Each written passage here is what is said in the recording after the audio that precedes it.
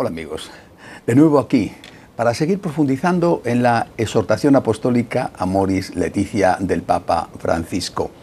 Hemos visto ya, este es el quinto programa, hemos visto ya dos programas dedicados a presentar como una introducción la exhortación apostólica, es decir, hablar de qué es una exhortación apostólica, el grado de respeto y de acogida que le debemos a este acto de magisterio llamado ordinario, es decir, corriente de los papas. También hemos hablado de ese proceso difícil previo a la publicación de la exhortación, que fue el de la convocatoria de los dos sínodos, cómo se desarrolló, cómo los medios de comunicación se polarizaron en un asunto, en el tema de la comunión de los divorciados vueltos a casar, o de las parejas convivientes, o de las parejas homosexuales. Y después hemos dedicado ya los dos últimos programas a ver 2 de los 9 capítulos de la Amoris Laetitia. Hemos visto la base bíblica, que es el primer programa, porque por encima de todo, vuelvo a repetirlo, algunos no lo saben, hay que recordárselo, por encima de todo están las enseñanzas de Jesús. Para nosotros, los católicos, Cristo es lo más importante. Porque Cristo es Dios, Cristo es hombre verdadero.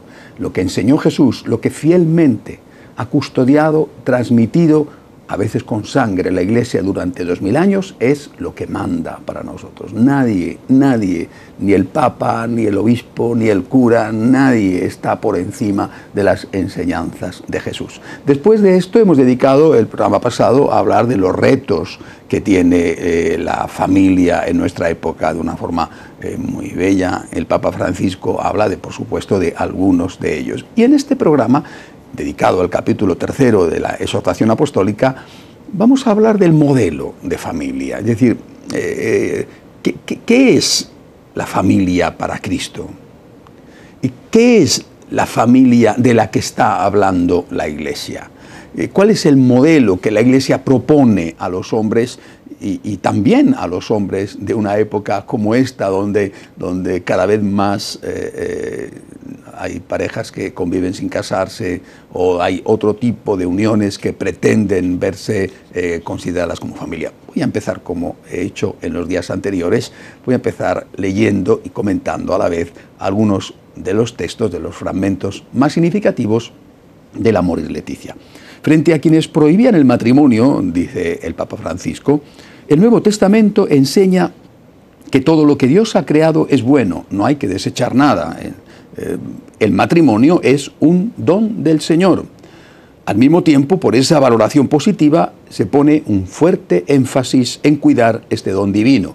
Respeten el matrimonio, el lecho nupcial, dice la carta a los Hebreos, el capítulo 13, versículo 4. Ese regalo de Dios incluye también la sexualidad.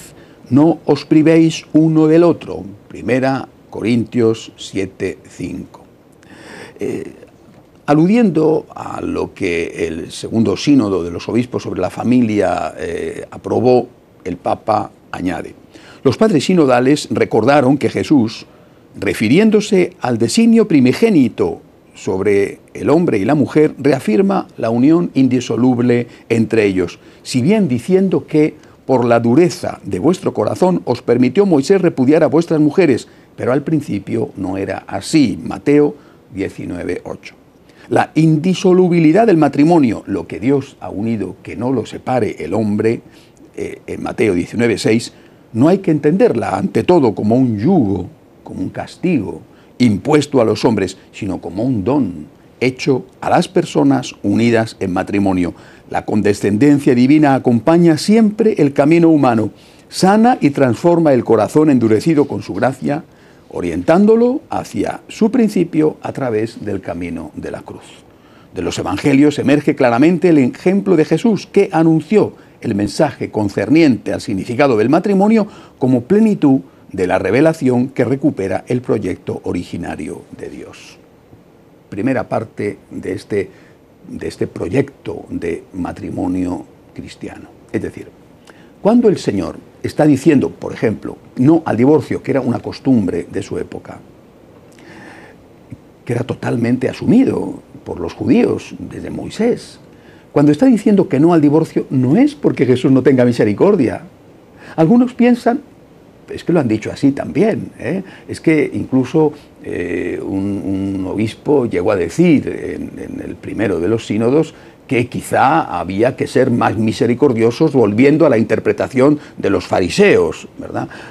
Otros obispos le dijeron, perdone, somos cristianos, no somos seguidores de la ley de Moisés, somos cristianos. Jesucristo fue clarísimo, clarísimo. Dijo que eso no podía ser para sus discípulos, para sus seguidores. ¿Por qué motivo? Porque en el proyecto original eso no era así. Y esto es lo que, por supuesto, recoge la Iglesia en 2000 años de enseñanza ininterrumpida y coherente, pero es lo que también el Papa Francisco recoge en su exhortación apostólica. Hay que volver a los orígenes. ¿Cómo era el plan de Dios para el hombre y para la mujer? Y el plan de Dios para el hombre y para la mujer era la indisolubilidad del matrimonio. Esta indisolubilidad, por lo tanto, no es un castigo, es un regalo. El Papa la defiende con claridad e insiste en que forma parte esencial del mensaje de Jesús sobre la familia. Por eso, a continuación, el Papa añade: Jesús, que reconcilió cada cosa en sí misma, volvió a llevar al matrimonio y a la familia a su forma original. La familia y el matrimonio fueron redimidos por Cristo, restaurados a imagen de la Santísima Trinidad, misterio del que brota todo amor verdadero. El ejemplo de Jesús es un paradigma, un modelo para la Iglesia. Él inició su vida pública con el milagro en la fiesta nupcial de Caná. Compartió momentos cotidianos de amistad con la familia de Lázaro y sus hermanas y con la familia de Pedro.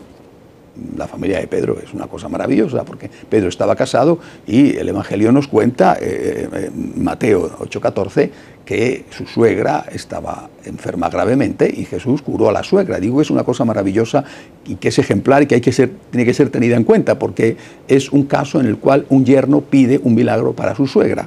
Eso es clarísimo porque San Pedro, el yerno, era muy bueno y sin duda también la suegra era muy buena. Y el Señor hace el milagro. No sé si habrá habido otros casos así, pero el Señor hace un milagro a una suegra porque se lo pide el yerno. Es una aplicación concreta del cuidado, de la atención que el Señor tenía para la familia. Sigue diciendo el Papa, mostrando así el verdadero sentido de la misericordia, la cual implica el restablecimiento de la alianza. Juan Pablo II, esta cita está de Juan Pablo II en Dives in Misericordia. Esto aparece claramente en los encuentros con la mujer samaritana, con la adúltera, en los que la percepción del pecado se despierta de frente al amor gratuito de Jesús. La encarnación del Verbo en una familia humana en Nazaret conmueve con su novedad la historia del mundo. Necesitamos, dice el Santo Padre, sumergirnos en el misterio del nacimiento de Jesús, en el sí de María al anuncio del ángel, cuando germinó la palabra de Dios en su seno. También en el sí de José, que dio el nombre a Jesús y se hizo cargo de María en la fiesta de los pastores junto al pesebre en la adoración de los magos. En la fuga a Egipto, en la que Jesús participa en el dolor de su pueblo exiliado, perseguido y humillado. En la religiosa espera de Zacarías y en la alegría que acompaña el nacimiento de Juan el Bautista, en la promesa cumplida por Simeón y Ana en el templo, en la admiración de los doctores de la ley, escuchando la sabiduría de Jesús adolescente. Y luego, penetrar en los 30 largos años donde Jesús se ganaba el pan trabajando con sus manos, susurrando la oración y la tradición creyente de su pueblo y educándose en la fe de sus padres, hasta hacerla fructificar en el misterio del reino. Me gusta especialmente que el Papa, cuando recoge toda esta relación de Jesús con la familia que sufre, cuando ha perdido un hijo, la mamá, por ejemplo, la viuda de Naín, o hay un miembro de la familia, la suegra de Pedro, que está enferma, con la familia que pasa momentos de gran preocupación, la huida a Egipto, o con la familia que se alegra, las bodas de Caná, hay un aspecto que me encanta especialmente, que es cuando habla de la Virgen María. El Papa es un gran enamorado de la Virgen María. Y cuando habla de la Virgen María como de la familia de Nazaret, obviamente, pero de la Virgen de una forma especial, se fija en este detalle de la Virgen que lleva a Jesús en su seno. Quiero aprovechar para hacer una pequeña reflexión, una pequeña meditación espiritual. No sé si todos somos conscientes de lo que significa comulgar. Cuando comulgamos, nos convertimos en un sagrario. Jesús está dentro de nosotros. Es decir, de alguna manera, somos como la Virgen en el momento en que estaba embarazada. La Virgen embarazada lleva en su seno a Dios y al hombre, al Verbo encarnado, a Jesús. Cuando nosotros comulgamos, también llevamos en nuestro seno, de otra manera, pero ha entrado dentro de nosotros, esa misma presencia real de Cristo. ¿Quién era la Virgen cuando se produce el embarazo? Era ya, en ese momento, era ya la Inmaculada. No es que la Virgen es redimida después, sino que es concebida sin pecado de cara precisamente a ese momento, a que ella iba a ser, por supuesto previa a su aceptación, no impuesto para nada, iba a ser la madre del Redentor. El Señor evita que la que tenía que dar carne a su Hijo contraiga el pecado original. Es una redención preventiva, lo mismo que hay una curación preventiva, por ejemplo, con las vacunas. Pero la Inmaculada es la única que puede tener dentro a Jesús. Por eso, precisamente, para recibir al Señor en la Eucaristía, para convertirnos en María, tenemos que estar en gracia de Dios. ¿Cómo vamos a recibir al Señor, a convertirnos en María, si estamos en pecado mortal? Es decir, si al recibir al Señor eres otra María, te conviertes en un sagrario vivo, como era la Virgen María durante los 9 meses del embarazo. Ella era la Inmaculada, la que estaba en gracia. Bueno, ella era la llena de gracia, ¿verdad? Pero estaba en gracia.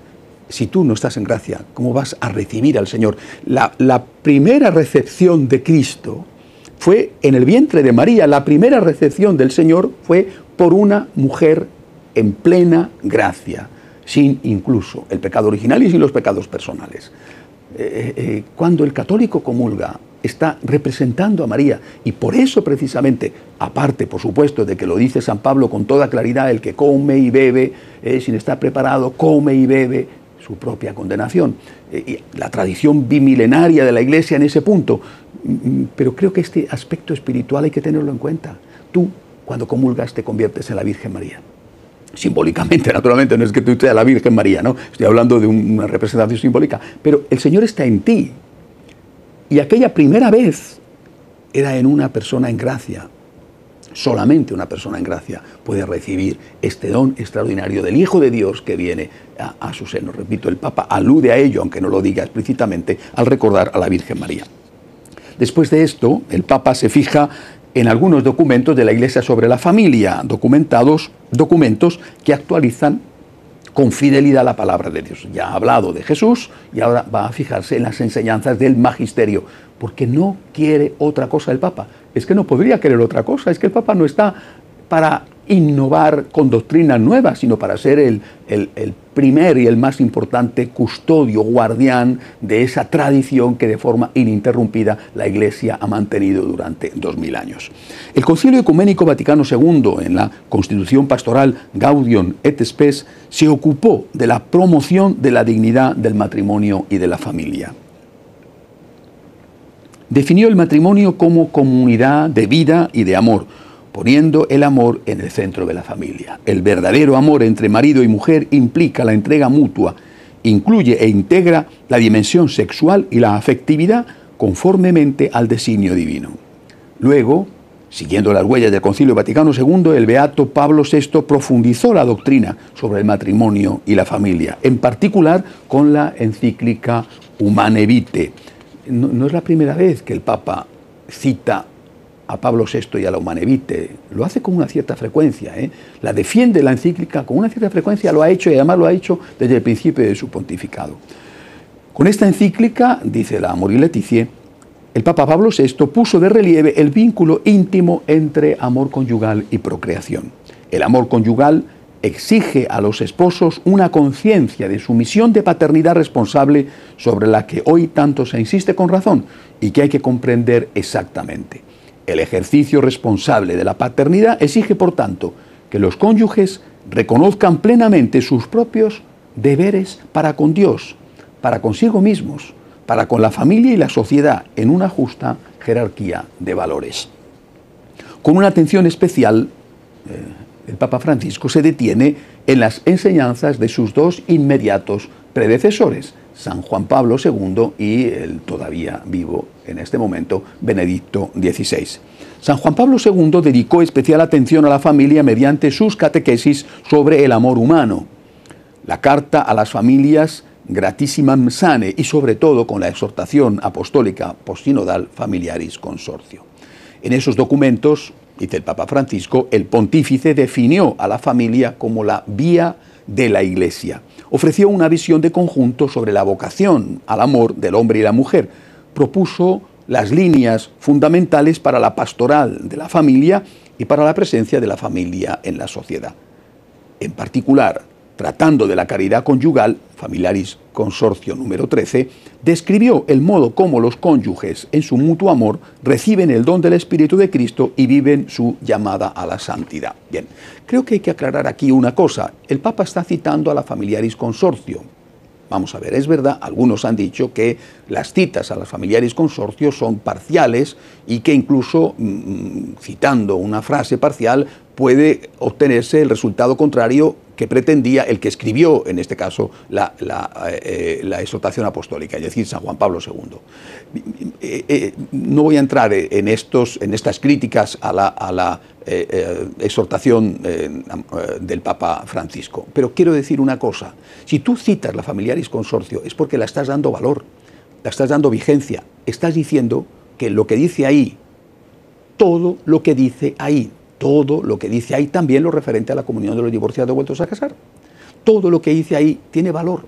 Es decir, tú no vas a citar la obra de un predecesor, aunque cites una parte y otra parte no, aunque eso pueda ser interpretado de una forma ambigua. Tú no vas a citar la obra de tu predecesor si no la consideras importante. El Papa Francisco considera de total actualidad la Familiaris Consortio de San Juan Pablo II. Y tú no puedes decir, entonces, ¿para qué hace otra cosa? Bueno, pues hace otra cosa no para ir en contra, sino para ampliar, para desarrollar algún punto que con el paso del tiempo es necesario desarrollar. Es decir, aunque en la Familiaris Consortio, no cabe duda, estaba ya presente el problema de los divorciados vueltos a casar, o de las parejas de convivientes, o de las parejas de homosexuales, en ese momento no había la situación, por ejemplo, de presión que hay hoy con la ideología de género. Es necesario, por lo tanto, actualizar el mensaje. Actualizar, no contradecir. Y por eso insisto en el criterio de continuidad, en la hermenéutica de continuidad, en eso que con tanta sabiduría cité el primer día, no que yo tuviera la sabiduría de citarlo, sino que con tanta sabiduría dijo el cardenal Caffarra y yo cité el primer día. Si algo está ambiguo, entonces hay que leerlo con lo que está claro, es decir, con lo que han enseñado antes con toda claridad, porque de lo contrario, el nuevo Papa tenía que haber modificado de forma explícita aquello que él consideraba que tenía que ser modificado. En caso de duda, decimos en España, en caso de duda, genuflexión. En caso de duda, aplicamos los criterios que hasta ese momento estaban bien claros. A continuación, el Papa, en Amoris Laetitia, cita a su inmediato predecesor, Benedicto XVI. Benedicto XVI, en la encíclica Deus Caritas Est, retomó el tema de la verdad del amor entre el hombre y la mujer, que se ilumina plenamente solo a la luz del amor de Cristo crucificado. Él recalca que el matrimonio basado en un amor exclusivo y definitivo se convierte en el icono de la relación de Dios con su pueblo y viceversa. El modo de amar de Dios se convierte en la medida del amor humano. Lo decimos en el Padre Nuestro, así en la tierra como en el cielo. ¿Cómo es en el cielo? La Trinidad. ¿Cómo es en el cielo? Una familia. ¿Cómo es en el cielo? Una relación de amor. Bueno, pues así en la tierra como en el cielo. Es decir, el modelo de Dios es el que nosotros tenemos que intentar aplicar en la tierra, y quienes los primeros que lo aplicaron fue precisamente la Sagrada Familia. Ellos que tienen un elemento humano, los tres son seres humanos y que tienen un elemento divino, el Hijo es también Dios verdadero, ellos fueron los primeros en aplicar ese modelo de Dios aquí a la tierra. A continuación, el Papa en Amoris Laetitia expone brevemente, quizá podía haber sido más largo este capítulo, esta parte del capítulo, pero ya la Amoris Laetitia es bastante larga, expone brevemente la teología del sacramento del matrimonio. El sacramento del matrimonio, dice el Papa, no es una convención social. Primera cosa. No estamos ante un acto, como muchas veces se hace, de cara a la galería o de cara a las fotos o de cara a la fiesta o simplemente de cara a un reconocimiento jurídico de una relación sentimental. El sacramento del matrimonio no es una convención social, un rito vacío o el mero signo externo de un compromiso. El sacramento es un don, es un regalo de Dios, es gracia de Dios, es don y don específico dirigido a una cosa. Esos son los sacramentos, gracia de Dios con un objetivo concreto. Es que no es lo mismo el objetivo que se persigue, que se busca, que se obtiene con el sacramento del bautismo que con el sacramento del matrimonio, con el sacramento del orden que con el sacramento de la confesión. Todo es gracia, pero va dirigida a una cosa concreta. Si tú estás enfermo, tomas el sacramento de la unción de los enfermos, que es distinto del sacramento que tomas cuando tú estás, por ejemplo, pidiendo que te perdonen tus pecados. El sacramento es un don para la salvación y la santificación de los esposos. El matrimonio es una vocación, en cuanto que es una respuesta al llamado específico a vivir el amor conyugal como signo imperfecto del amor entre Cristo y la Iglesia. Por tanto, la decisión de casarse y de crear una familia debe ser fruto de un discernimiento vocacional. En la acogida mutua y con la gracia de Cristo, los novios se prometen entrega total, fidelidad y apertura a la vida y además reconocen como elementos constitutivos del matrimonio los dones que Dios les ofrece, tomando en serio su mutuo compromiso en su nombre y frente a la Iglesia. Ahora bien, la fe permite asumir los bienes del matrimonio como compromisos que se pueden sostener mejor mediante la ayuda de la gracia del sacramento. Pero el Papa sabe, lo sabe porque lo sabemos todos, que no siempre se consigue. Y por eso, en este capítulo también se fija en lo que él llama las situaciones imperfectas. Fuera del verdadero matrimonio natural también hay elementos positivos en las formas matrimoniales de otras tradiciones religiosas, aunque tampoco faltan las sombras. Podemos decir que toda persona que quiere traer a este mundo una familia que enseñe a los niños a alegrarse por cada acción que tenga como propósito vencer el mal, una familia que muestra que el espíritu está vivo y actuante, encontrará gratitud y estima, no importando el pueblo o la religión o la región a la que pertenezcan. La mirada de Cristo, cuya luz alumbra a todo hombre, inspira el cuidado pastoral de la Iglesia hacia los fieles que simplemente conviven, quienes han contraído matrimonio solo civil o los divorciados vueltos a casar. Es decir, no nos acercamos a ellos o no les vemos como reprobables de forma absoluta. Les vemos, y yo creo que es la novedad principal de este documento, les vemos como alguien a quien amar, alguien que está sufriendo. Incluso a lo mejor si no son conscientes, en el caso del divorcio, siempre ha habido un sufrimiento, siempre. Pero incluso aunque lo que están haciendo no sean conscientes de que está mal hecho, nosotros les vemos como alguien a quien amar. Esto es lo que el Papa quiere enseñarnos. Acerquémonos a esas personas, lo dice reiteradamente cuando pone el ejemplo del hospital de campo, acerquémonos con misericordia. ¿Eso significa que tenemos que darle la comunión? Usted no, yo tengo que dar a cada uno lo que esa persona puede y debe recibir, pero sí que tengo que darle a todos el amor y la misericordia de Cristo. Después el Papa afronta la cuestión de la transmisión de la vida, la educación de los hijos, y es radical la oposición del Papa al aborto y a la eutanasia. El matrimonio es, en primer lugar, una íntima comunidad conyugal de vida y amor que constituye un bien para los mismos esposos, y la sexualidad está ordenada al amor conyugal del hombre y la mujer. No obstante, esta unión está ordenada a la generación por su propio carácter natural. Desde el comienzo, el amor rechaza todo impulso de cerrarse en sí mismo y se abre a una fecundidad que lo proponga más allá de su propia existencia. Entonces, ningún acto genital de los esposos puede negar este significado. Es la doctrina más clásica de la Iglesia, la que recoge Pablo VI en la Humanae Vitae, aunque por diversas razones no siempre pueda de hecho engendrar una nueva vida, por ejemplo la esterilidad de uno o de los dos.